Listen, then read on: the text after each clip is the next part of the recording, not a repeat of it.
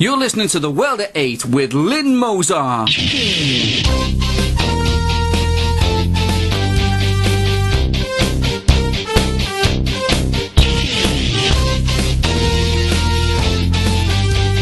World at 8, the number one in nationalist news. Highlights of the news today, Monday the 17th of September. Ex-Deputy Lord Mayor for Peterborough in child porn charges. Yet more illegal Afghanis courtesy of a Bulgarian lorry. Greening to investigate the Department for International Development. France is banning anti-US protests by Muslims over film. French police veer away from assassination theory in Alps massacre. Senkaku Islands in dispute between China and Japan. Thought for the day, livid from Hampshire. And finally, have boots, will travel. UK news. An ex-Labour Deputy Lord Mayor and Councillor for Peterborough, John Johnson, has appeared at Peterborough Magistrates Court charged with making 714 indecent images of children. Johnson, who is 62, had allegedly the most perverse collection of images of children on his computer. Prosecutor Giles Beaumont said this charge relates to some extreme level pornography. Some images involve adult males with various animals. Johnson was released on unconditional bail to return to Peterborough Magistrates Court on November the 6th. The magistrate, Michael Flanagan, commented, "I'm going to decline jurisdiction in this instant. This case will be heard before a Crown Court." Johnson, who is an ex-Labour councillor for the North Breton area, declined to answer charges in the court. Johnson was a keen anti-fox hunt campaigner, yet the prosecution explained in court that some of his sordid images were involving animals. John Johnson joins the Labour 25 listed by Parents Against Paedophiles in the UK. He is apparently in good Labour company on this list. A Bulgarian lorry has been stopped by the UK Border Agency and was found to be carrying 5 illegal immigrants. The illegals were hidden in the lorry bound for Milton Keynes, but were discovered by the UKBA at the port of Calais in France. The lorry was carrying a large amount of washing machines and the men hid on top of them. The border agency used carbon dioxide probes to detect the Afghani nationals, who were soon arrested and detained by the police. Justin Greening, who was appointed by Cameron in the reshuffle of the Cabinet as International Development Secretary, has launched an investigation in the budget line of that department. The emergency audit was organised last night and will centre on the consultancy firms, one of which is Adam Smith International, which is London-based. This firm promotes the free market in poor countries and has received contracts worth tens of millions of pounds over a 12-month period. The countries that benefit are schools in Pakistan, free market in Nepal and a tax system in Afghanistan. Miss Greening will be receiving a full report by the end of September. A World at 8 reporter commented, "It is similar to Sherry Blair and her legal firm, who make millions from illegal immigrants in this country. Only these boys openly make it from the poorest people of these countries, who for the most part benefit enormously from foreign aid as it is. We really should be looking after our own country and people in this day and age." Euronews. The Interior Minister of France, Manuel Valls, has pushed forward a law to ban any further anti-American protests concerning the film The Innocence of Muslims. The law comes into place after the attack on the US Ambassador Christopher Stevens and the killing of 3 other American officials in a grenade attack in Libya. True to the 11th anniversary of 9/11, anti-US demos have been held across the Muslim world, with the requisite storming of embassies and the burning of flags and the beating of breasts. Muslims in Iran, Turkey, Sudan, Egypt, Yemen, Tunisia, Bangladesh, Indonesia, Malaysia, Kashmir, Pakistan, India, Iraq, Gaza, Morocco, Syria, Kuwait, Nigeria, Kenya, Australia, Britain, United States, France, Belgium and some other countries have been demonstrating.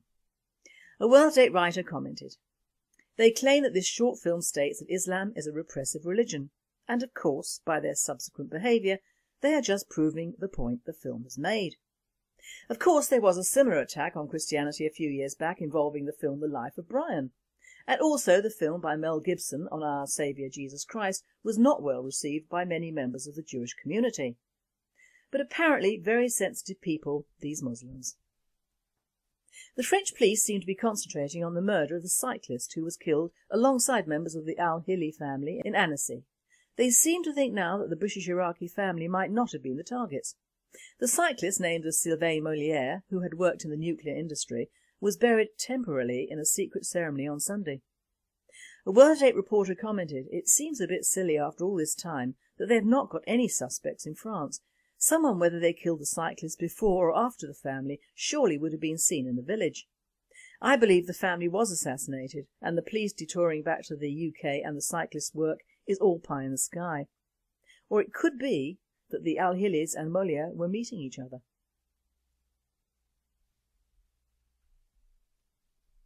World news. The largest naval exercise in history is being drilled in the Middle East. International warships are carrying out the exercise, some say to show muscle in the region. Meanwhile, the Israelis are pressuring the United States into an intervention with Iran over its nuclear programme, and Ahmadinejad still wants to wipe Israel off the face of the earth. The Iranian government in Tehran has admitted that their elite Revolutionary Guard have been operating in Syria, helping President Assad squash the uprising by those who the West armed to take over the country. Iran has spoken out about the attack on the Muslim world and said Iran has forces in Syria and will go into action if Syria is threatened. A World Date writer has stated, "Well, if Iran sticks to Syria, that's fine by me. Let Muslim help Muslim. But if they attack Israel, that is a call to arms. Mainly because, in their words, Israel would cease to exist. And that is not kosher." The United States has intervened in the ongoing dispute in the China Seas over the Senkaku Islands claimed by Japan. The Chinese were outraged when the Japanese government bought the islands from a private Japanese landowner and made them part of Japan. The islands, which are also claimed by Taiwan, have seen 6 Chinese naval vessels enter the exclusion zone around them. The Japanese Coast Guard warned off the Chinese vessels, and the United States claims that the islands, which are rich in fishing waters, should be disputed properly around a table. Today, Japan has shut down its factories and offices in China over the disputed territory of the islands. The Japanese say it's temporary and to stop the worst of anti-Japanese sentiment by the Chinese people in nearly a decade. The new Somali president, Hassan Sheikh Mohammed, and visiting Kenyan foreign minister narrowly missed being assassinated at a hotel in Mogadishu, where they were attending a conference. A Reuters witness said 2 bodies could be seen outside the hotel, one of whom appeared to be a suicide bomber, and there was a large crater in the road. This does not bode well for the stability of a highly unstable country. Thought for the day. Livid from Hampshire. I'm always reminded of my beloved Tony Hancock and his disgusted from Penge when I launch into an anti-immigration thingy, but in his memory I am doing just that. To those of my listeners who do not remember or admit to remembering our Tony, he typified the best and the worst of the English middle class. All pride, poverty and pianos. He was, in short, hilarious, with his hangdog face and many nefarious problems, most of which centred around money, or lack of it, and being invisible to the public servants of his time. If he'd been faced with the gradual destruction of his beloved England and the English, it would have broken his heart. So, Tony, this is for you, because you would not recognise your England of today. Hell, even I don't, and I'm quite a bit younger. Take London. Well, everybody else has, so why not us? When I worked and lived in the city in which I was born, it was a lovely, lovely place. There were still the slums, but then they were building huge tower blocks, ostensibly for all those people who had lived in the slums below. But now, of course, they all hold varying degrees of ethnic peoples. When you walked along Regent Street, there were the lovely shops, smart people, and the occasional ethnic. The whole street smelled of money and class. Now it smells of curry, drab clothes, and hordes of unwanted and unneeded immigrants and truly awful ethnic shops. For the last 40 years, successive governments in the UK, whether Conservative or Labour, have introduced the guilt and help culture. They have told us that we, the English, are absolutely no good on our own. Various governments have now completed the total eradication of all our own manufacturing bases, from cars to steel. In short, everything we Brits used to be world class at making, and I am including luxury goods here, and have imposed on us their alternative good for the world ethos, which are usually the shoddy goods churned out by China, India and various countries of the third world. So we decimate our own manufacturers and in place of them import crap. It sounds viable to me. We are all getting older, so we'll all be either balmy or well on the way. Our children will not have been educated or raised in the culture of caring for their parents, so we will have to sell what homes we have to pay a bunch of foreign-owned and staffed so-called care homes to take our money and ignore us at the end. And in fact, the average length of stay in one of those homes, whether council or private, is around 2 years before you pop your clogs. Our children, that is British and white, especially the boys, are sadly neglected, whilst our young girls are over-sexualised and prey to all forms of sexual grooming that now exist in our cities. Once again, we can usually thank the immigrants for this as well. In our culture today, young white boys either want to be black, Asian or queer. Now, I personally do not give a rat's arse who does what to whom, but I would rather they keep it quiet, not adopt children and generally get on it with their own business. Gay pride marches and such like are a bit in for a dig, but obviously fit in with the image that the establishment want to portray the British as being part of, a multicultural and a multi-sexual society, in short, a general free-for-all. There is no effort on the part of anyone to have a fairly disciplined society. You have to start with the youth of a country, and how can you get to them when the smokescreen of hundreds of other cultures get in the way? ITV showed a classroom in a school in London the other night, and one white face was not to be seen. Do you think China or Japan would have such a variety? No, they would not. It does not bode well for the UK to have a growing amount of immigrant children whilst the white births are non-existent, due to either something in the water, the female feminist culture, prolific abortions in the white population, and social and economic pressures on the English. The Asians especially tell their young girls from an early age that they will get married and have children. The parents provide houses, flats and businesses for them to do it, and they just get on with it. That is what they come to this country to do, be educated, earn and make money and breed. You would think that seeing the encroachment of ethnic peoples in every town and village in the UK would ring the warning bells in good old Jack and Jill, but it doesn't. We're like turkeys voting for Christmas. Food and public services are suffering mainly due to massive immigration, and no one ever says anything about it. Why? Because it's been drummed into the average Brit through the TV and papers to think along those lines, of which every other country in the world thinks but us, is racist.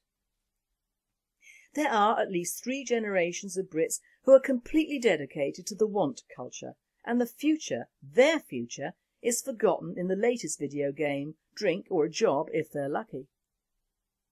Amongst the many and awful variations of assorted immigrants, the Muslims of course make their mark. They must be the only people who cannot function in a new country without hordes of mosques, madrasas and Islamic centres on every street corner.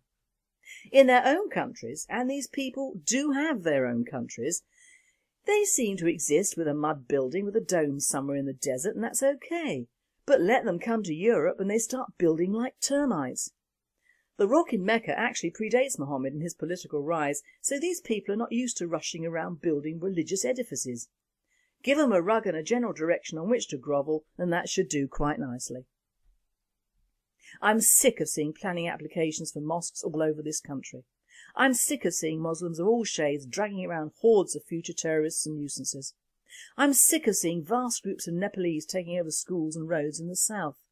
I'm sick of seeing Indian restaurants where there used to be a public house, preferably called the Turk's Head.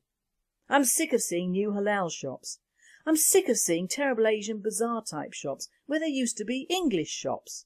I'm sick of seeing Africans plodding around jabbering in their own tongue, and I hate, really hate, having all of them in shops where they cannot speak English and do not care less. In fact, I hate having them here at all. I also hate the fact that our NHS, which used to be a signal to the rest of the world that we care, is now barely functioning, because the establishment for years have allowed a huge influx of immigrants into it whilst discouraging our own people. And now we have a third world service mainly for the benefit of our third world parasites. Soon they will stop treating the white elderly or the fat or the smokers, but they will treat some unsodding grandmother from Bangladesh who happens to end up here. If any of our governments had actually stopped immigration 30 years ago, there would be no need for a nationalist party or parties to the right. We would not have the problems we have today. The problems our children are ignoring are the problems that have been created intentionally to weaken this country, and it has succeeded. We should become a non-immigration country immediately to save anything and start voluntary repatriation as soon as possible. All of the countries we give foreign aid to are non-immigrant countries. Why are they developing a free market in Nepal when we have all the buggers over here? Why aren't all these people back in their own countries helping their own? Most of them go back and forth to second homes in the countries that apparently they had to flee, so I do not see the problem. I do not want to see England become a third-rate housing estate for immigrants, and I do not care if they're first or second generation. I do not want to see our land become a factory halal farm for Muslims and their progeny. I want to see church spires, not mosque towers. I want to see more white faces of my tribe on the streets and in the shops. I want this country to wake up and stop funding countries overseas.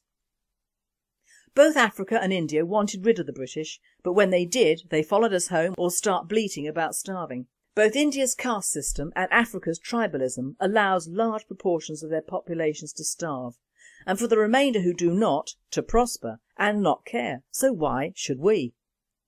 Angry from Hampshire does care. I want our government to start caring about this country and stop regulating and policing our people. I want immigration stopped now. I want the Brits to wake up. Life is not lived through a computer game or the soaps on the TV. We need to develop a backbone before it is too late. For too long has the Brits' answer been to buy some beer, get a DVD and shut the front door.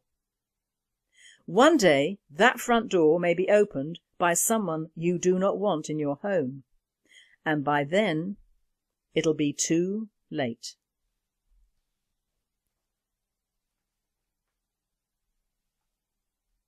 And finally, cat owner Ethel Mays decided to go on holiday to Disney World. She packed her suitcase and belongings for the trip to the Florida attraction. But Bob the pussycat didn't want his owner to have all the fun without him.